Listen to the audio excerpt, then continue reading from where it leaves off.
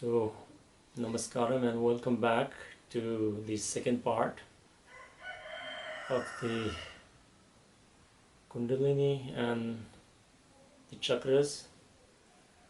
So again, I would like to request you that you should not take this as any instructions or guidance or even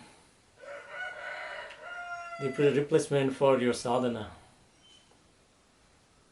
I'm only sharing this because of my experience and my understanding,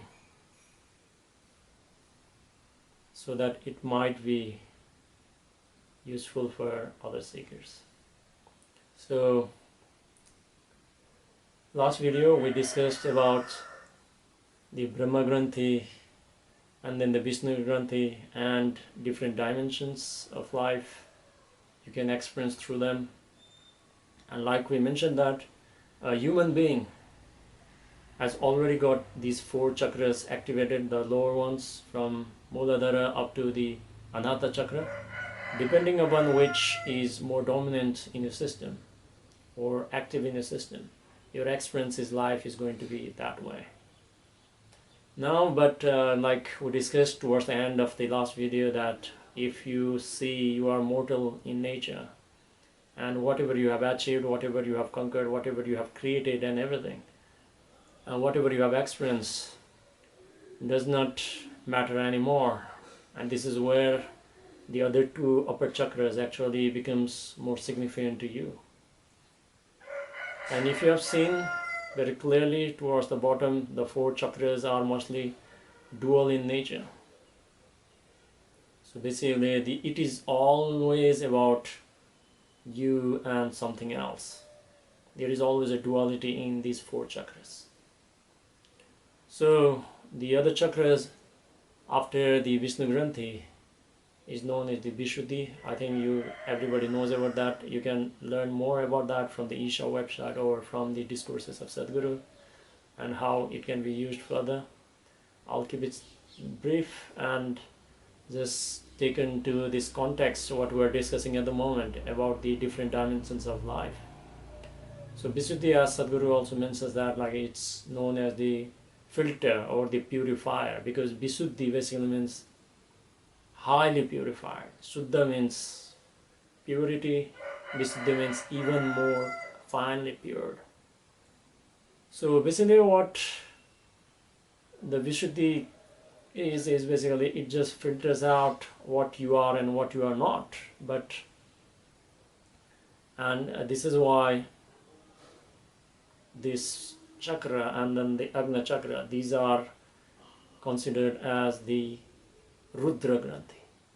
So Brahma, Vishnu, and then the Rudra. So basically the Brahma, as most of you already know, is about the creation, the maintenance, and then the destruction. Now, what do you mean by the destruction actually? It's not about the physical destruction or anything, which is of course is happening in its own pace naturally. What is being created will always be destroyed. But here we are not talking about that. We are talking about the destruction of the ignorance, destruction of the limited nature. But now, like, let's explore this. So in terms of the Vishuddhi Chakra, now, like, if you look compared with the relative with the Anahata Chakra, in Anahata Chakra what actually happens is, like we discussed, it's more about connection and everything. You are sharing yourself. But eventually you realize that the life is so limited, and now you want to know what is beyond the life. And this is where the deities, the energy forms, or if you have higher experience, the source of that experience becomes far more powerful to you rather than you sharing yourself. Because it's still at the Anahata Chakra, it's more about like a give and take relationship is there. It's more human in nature. But when it goes to the Vishuddhi Chakra, it's more about the other. It doesn't really matter what you are devoted towards. So you don't really matter anymore. And this is where the filtration happens only because of that. As long as you are expecting something, filtration is not possible, because what you can ask and what you can give is completely based on your limitations again. Only when you let go of everything, and then whatever is left can only pass through that one. So, devotion, illogical devotion, because now the duality has disappeared. There is only the object of devotion. You don't actually exist. Whether you worship Brahma, Vishnu, Mahesh, or you can worship any other deity, Linga Vaidali, only he or she exists. You don't exist anymore. This is the center of the Vishuddhi. You drop everything that is pulling you down. If you don't pull it down, you don't remove the things that is holding you back, you cannot be purified. And there are certain sadhana associated with everything. I will not go into that one. It's a sacrilege to discuss that part here, because what I'm discussing to people who are initiated and uninitiated both. So if you want to make use of the hard possibility, you must get initiated. And the only proven place I've seen is the Isha, and with the grace of Sadhguru. So, moving ahead, now once you are filtered enough and everything, now you're capable of, now comes the Agna Chakra. But the Agna Chakra and the Vishuddhi Chakra, these are known as the divine. So animal, human, and then the divine. So these are the Daivika, as they call in Sanskrit. So now it is very interesting here, because when you arrive at the Agna Chakra, or you activate your Agna Chakra and everything, and you can activate one and only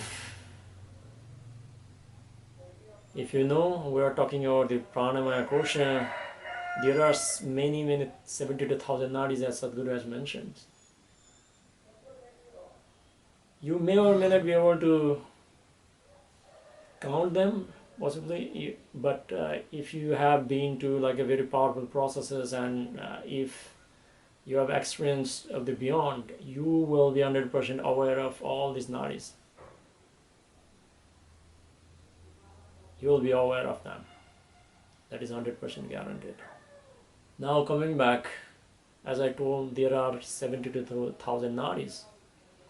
Out of these 72,000 nadis, there are 3 dominant channels, and one is called the Ida, and then the Pingala nadi. So as long as you are up to the Vishuddhi, the 5 chakras from the bottom, if these are active, then you still have only these 2 channels open, and these 2 channels are open all the time also. These are known as the Ida and Pingala, or the lunar and solar channels, or masculine and feminine dimension of yourself. Pingala being the masculine dimension, and Ida being the feminine dimension of yourself, who you are. So all this duality is only because you don't have this balanced nadi within yourself. I'll not go into more deeper details into this one. If you go through the Isha practices, you'll come to understanding and how to make use of them. But here, since the Ida and Pingala are not balanced, you are always in duality, and this is the main reason you are seeking for the unity outside and getting disappointed again and again, whether you are running towards the money, towards the fame, towards the opposite sex, or towards children, family, society, power, whatever it is, or even enlightenment or power or liberation. You are still seeking outside. Only reason is because you are you have a duality within yourself. This Ida and Pingala energies are not balanced. So if you, for some reason, because of the grace or because of the external influence, or even working throughout with Kriya Yoga and Pranayama and everything, if you can balance these two channels, the Ida and Pingala, and they can only be balanced at the Bhumadhya or the third eye or the Agna Chakra. I'll not go too much detail into this one. So basically in the Pranamaya Kosha, as both of the channel starts from the Muladhara Chakra, they make crisscross around all the chakras, but they can only meet at the Bhumadhya. So basically, because of, like I mentioned you, the external support of the Guru or the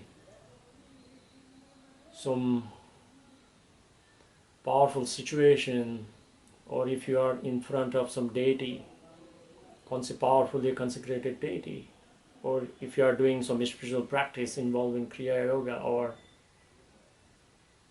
the pranayam, or even extended duration of meditation or something, eventually these two nadis, which are intertwined with each other in the lower chakras, will come and then meet at the third eye. And only when they meet,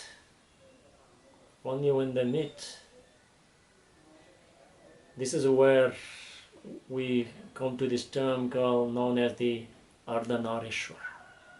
So the Ardhanareswar does not exist outside.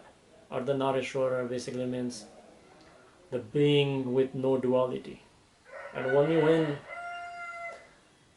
this chakra is active, since you have lost your duality, now you are no longer human, because the whatever you call as a human is left behind. And the duality is balanced or cancelled or destroyed, whatever word you want to use. So at that moment, now you have the another possibility, and only when these meet, only then something known as the Shushumna gets opened. And the Shushumna is referred as the fire channel. Sun, moon, and then the fire. And if you look what is common between the sun and the moon, is nothing but the temperature only. And that is why the Sanatana Dharma, the flag, orange flag, is also represents the fire element. So the fire channel is opened, and if you have enough intensity or something, then something known as the Kundalini is going to rise. The Kundalini cannot rise until the Shushumna is open. And this is why a guidance of a Guru is required, and that's how I give you the precaution that this is not an advice or any recommendation or guidance. If you want to raise that in a controllable way, you need to raise in a controllable way. There are many unspeakable risks associated with it, because you are playing with the source of your own life. For most of the people, like Sadhguru has mentioned, it remains inactive, and most of the people don't even know these dimensions exist within themselves. And it's a sad reality. They don't know the full potential of themselves, what they are capable of, and who they are. So when the energy moves up, activating, hitting the Bhumadhya or the third eye, and that is where, like I mentioned, that the duality is cancelled, balanced, or destroyed, whatever word you want to use, because the duality does not exist beyond this point. So this is where, since there is no duality, a person can see the things as they are, and this is why Sadhguru says that this is the center of enlightenment, self-realization. So you can actually see things without any meanings. And it actually, once this chakra is active, you can see beyond all the circus people doing around.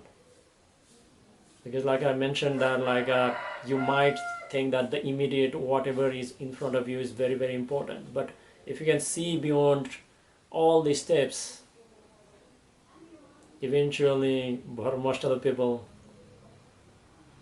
it's meaningless, because eventually whatever you do, just like Sadhguru has mentioned, you are just walking into the grave, and whatever you have accumulated, gained, learned, everything becomes meaningless. So, and another reason is once this is activated, since the duality is destroyed, one becomes free of so many compulsions. Even not immediately, gradually the true vairagya starts happening within him. Then you will not be able to live in a society, and which is actually very much required if you don't want your transformation, but you want to transform the entire existence. So these two, as I mentioned, are known as the Rudra Granthi, but this is not it. You are still limited. Now, what actually happens is, like I already mentioned, that when these two nadis meet over there and they are perfectly balanced, and when the duality has been destroyed, and if you have enough energy in the system, whether by external means, through the grace of the Guru, or the powerful energy sources, or even the energy source within yourself, if you have generated enough ojas in the system through your sadhana, then the Kundalini is going to rise. And when the Kundalini rises through the Shushumna, which is already opened, then you transcend all three Granthis, which are three knots, which are limiting yourself in the form of animal, human, or even divine. So once you cross all that, you go through the Agna Chakra, and it will go up to the Saharsrar, which is also known as the 1,000-petal lotus. And like Sadhguru has mentioned, it's the unbounded, nameless ecstasis, where your connection with the mind and body is very minimal.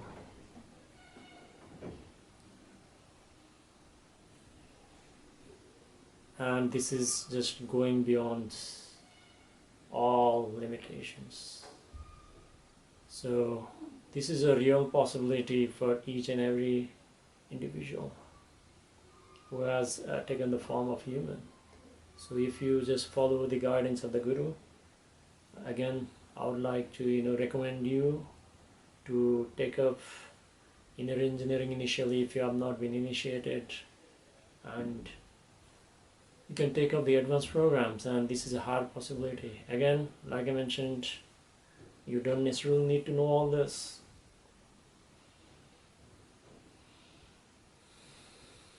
If you are doing sadhana, you are going to flower yourself, and you must have seen a lot of pictures where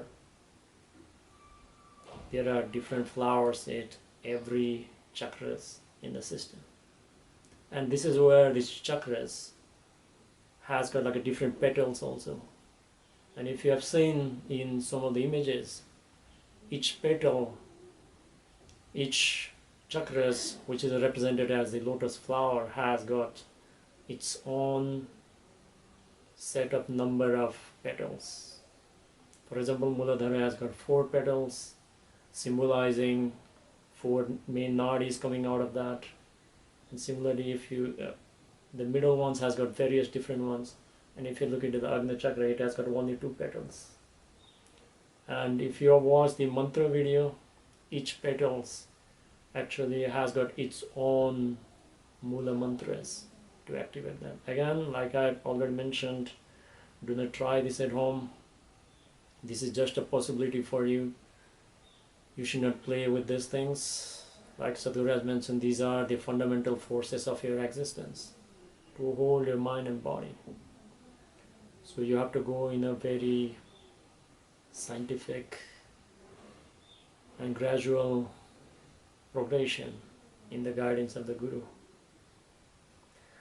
So like that petals, like if you see the Sahasrara Chakra actually shows 1,000 petals, which means like a boundless and unlimited nature of who we are. And this is also referred as the Brahman or the Sadashiva or even simply Shiva or Parabrahma or a Parmeshwara or Ishwara. There are various words to name it. So here you know that the duality does not exist, but here you actually experience that non-duality, and this is the way of the Kriya Yoga or the Kundalini Yoga or the Laya Yoga. So this is how your body itself contains the elements of the Brahma, Vishnu, and then the Rudra. So, and just by going up, it does not necessarily means you have dropped everything, that they don't mean anything to you. This is completely misunderstanding. Whenever you go to the higher chakras, it is basically a transcendence. Transcendence basically means you have gone beyond them, but you still have ability to come down if you want to. So people who are just like a beginning out and everything, because of compulsive nature, they will come back down unconsciously. But people who are enlightened, like Sadhguru, they can actually come down on their own because of the compassion, because they don't see us any different from him. Not only through the third eye, from the experience also. So this is a possibility that has been opened by Sadhguru to everyone. And this theoretical knowledge can only be the inspiration for you. It does not hold any more value than that. So the possibility is open there by Sadhguru and Dhanalinga.